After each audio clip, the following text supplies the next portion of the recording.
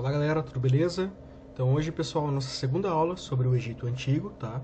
E eu vou fazer uma coisa um pouco diferente hoje. Essa aqui, então, só para vocês não notarem, é a nossa segunda aula.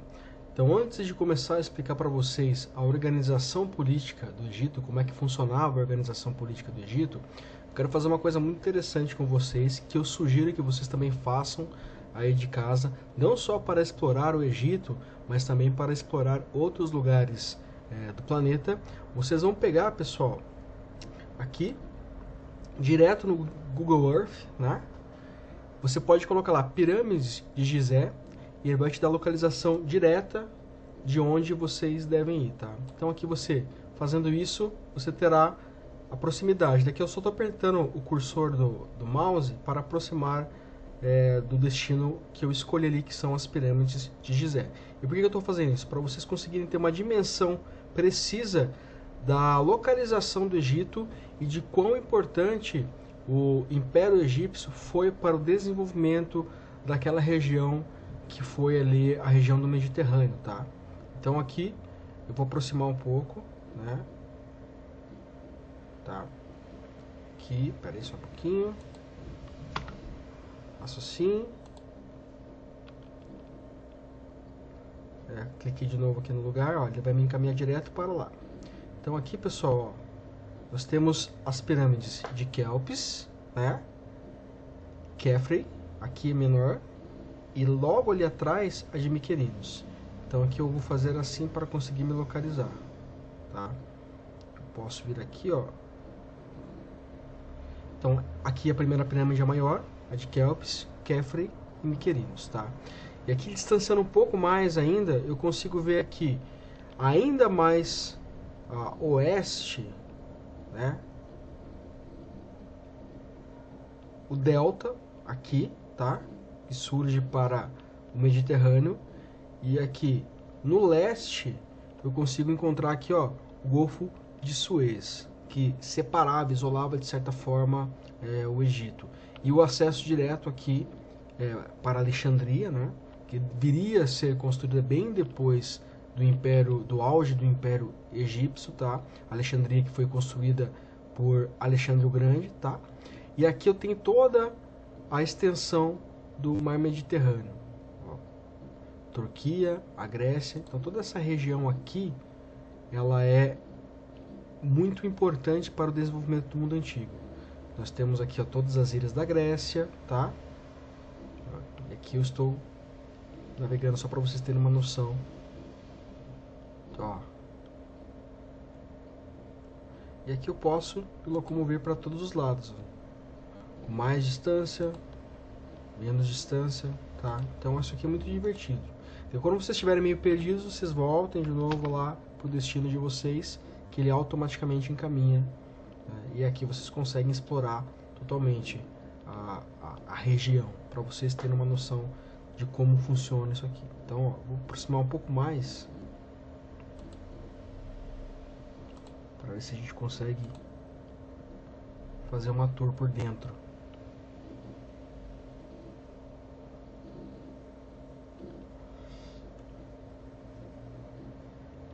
Aqui.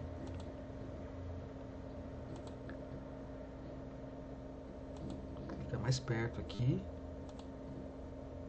Não clica de uma vez só como eu fiz inicialmente, senão vocês não conseguem. Aqui.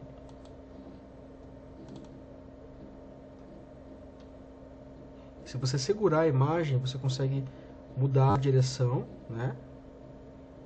E o ângulo que você está se direcionando aqui.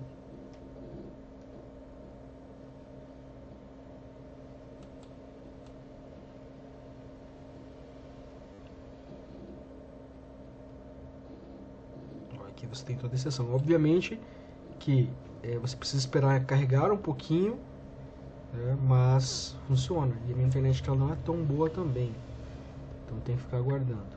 Mas se você segura aqui e vira para o lado, ó, segura o cursor do mouse, você consegue se locomover mais. Aqui. O Rio Nilo aqui. Vamos para frente. Tá? Mais uma vez, se você conseguir se perder como eu fiz, você mais uma vez aperta o Enter aqui na busca, né? Que ele vai direcionar você direto pro destino que você colocou ali, tá? Então, pessoal, isso aqui é mais para vocês terem uma noção de como você pode explorar lugares do mundo, lugares históricos, sem necessariamente você precisar de um vídeo, ou você precisar de uma aula. Você mesmo pode usar essa ferramenta que está disponível para todos, que é o Google Earth. Então você é só entrar no site e conseguir ali, a partir do destino, explorar esses lugares, tá? Então, dito isso, pessoal, vocês conseguindo se ambientar mais ainda com relação ao que foi o Egito Antigo, né? Daí sim, você consegue ter uma compreensão ainda maior de como foi organizada esta sociedade lá ainda na Antiguidade, tá? Então aqui, pessoal, só recapitulando, aula passada nós falamos um pouco sobre a construção, os aspectos identitários que determinam o desenvolvimento ali da civilização egípcia, e daí nós paramos falando da agricultura, da importância que a agricultura teve para o desenvolvimento destes povos ali que estavam à margem do rio Nilo. Eu falei um pouco sobre o Império Egípcio, também localizei essas informações lá na apostila de vocês. Falei sobre os nomos, que eram as províncias, e tinha os nomarcas que respondiam à autoridade do faraó, né? Falei dos 3 momentos do Império Egípcio, e hoje nós vamos falar sobre a organização política do Egito, tá?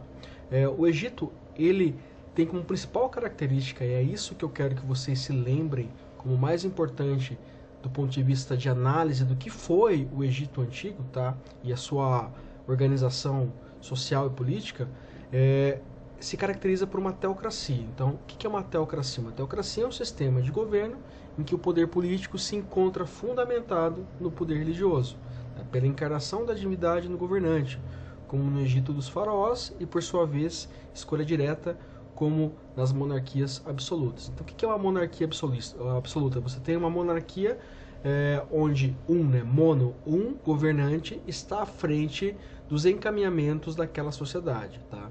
Então, este governante, ele teria autoridade máxima.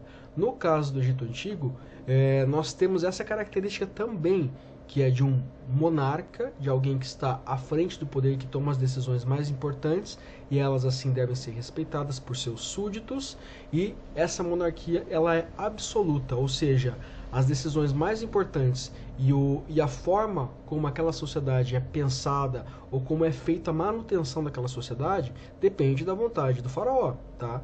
Poderia ser uma monarquia não absoluta, com mais participantes nesse jogo de poder, mas no caso do Egito Antigo, prevalece a ideia da monarquia, do faraó como uma figura central, tá?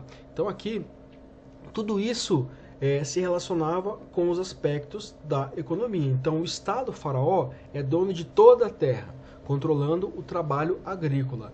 Tá? Além da agricultura, o Estado egípcio também controlava muitas outras atividades econômicas por meio de seus funcionários. Então, nós tínhamos ali representantes deste senhor, que era o faraó, que organizavam o recolhimento de impostos, e esses impostos eram pagos ali pelos nomos, pelas províncias. Então, na figura do nomarca, o nomarca era responsável por coletar esses impostos e repassar para a figura do faraó. Então aqui, pessoal, eu coloquei uma pirâmide para vocês, bem detalhada, com todos os níveis da organização social do Egito, tá? Então aqui nós temos um modelo que ele é fixo, que ele é engessado. Não existe mobilidade social. Ou seja, um escravo, ele poderia ser ou um camponês ou alguém que foi capturado em uma guerra, mas ele nunca ia ascender socialmente, tá? Então, aqui, nessas quatro primeiros setores da sociedade, que são os grupos mais os grupos responsáveis por manter a economia, por manter o trabalho, por manter a agricultura do sistema egípcio, eles até permitem uma certa transitoriedade, eles permitem ter uma mobilidade. A partir da classe dos escribas, dos soldados, dos nobres e daí a figura do faraó, aqui você não tem nenhum tipo de mobilidade, só que é pré-determinado. Então esse modelo social, ele era aceito e as gerações elas transitavam a partir da sua delimitação que foi convencionada lá desde a formação do Egito Antigo, tá? Então aqui o faraó ele exerce não só uma figura de rei, de monarca, mas também aqui uma figura de um símbolo, uma figura religiosa, porque ele é um representante direto dos deuses, e sendo o Egito Antigo, né, uma sociedade baseada no politeísmo, no culto de vários deuses, aqui o faraó ele teria uma função central enquanto representante desta dinâmica social, tá? Então, pessoal, a partir disso aqui nós temos toda a distribuição dos elementos que vão caracterizar o processo de desenvolvimento do Egito. E um dos principais, dos mais estudados, são as ciências, tá?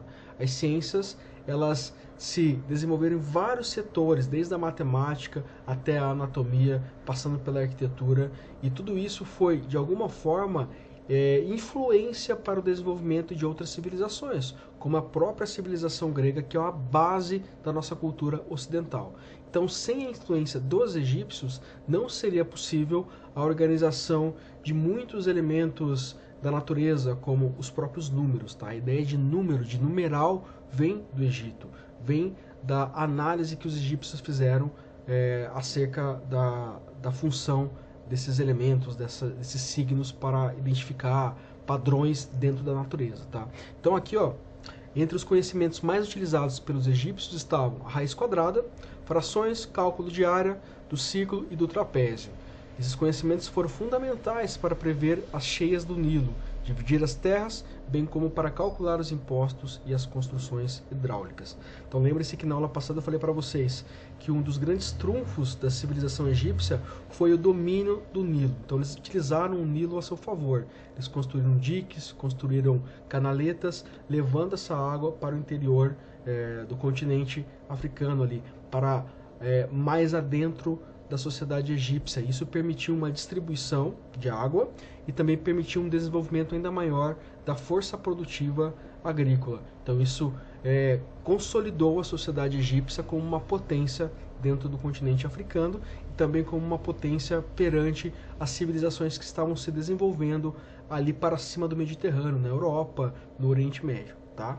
Então, pessoal, a partir desses elementos, nós começamos a entender qual é a importância dos egípcios para o nosso desenvolvimento enquanto civilização. Então, os egípcios deixaram uma série de legados sociais e políticos, e tudo isso eu vou falar para vocês na próxima aula. Então, aqui nós vamos entender um pouco mais, nesta aula, como que se dava a organização política do Egito, toda essa distribuição de funções e de elementos identitários que vão caracterizar cada um desses indivíduos naquela sociedade. Então o escriba, ele vai ter o seu filho como escriba e assim por diante. Então eu vou, de maneira hereditária, passar essas funções de pai para filho, tá? Então tudo isso aqui é muito importante para nós entendermos como se deu a consolidação do Egito. Tudo isso permitiu o fortalecimento da sociedade egípcia, juntamente com todos os aspectos religiosos que nós vamos detalhar nas próximas aulas, tá, pessoal? Então, não deixem de fazer a atividade de vocês, não deixem de explorar lá no Google Earth a região do Egito, para que vocês tenham uma noção maior de todo o aspecto geográfico, de como isso beneficiou o desenvolvimento do Egito. E, surgindo alguma dúvida, vocês podem me perguntar lá pelo portal ou repassar para a professora Lise, que ela vai me encaminhar, tá, pessoal? Então é isso. Espero que vocês tenham compreendido estes elementos dessa aula e qualquer coisa eu estou por aí. Um abraço, pessoal. Até mais.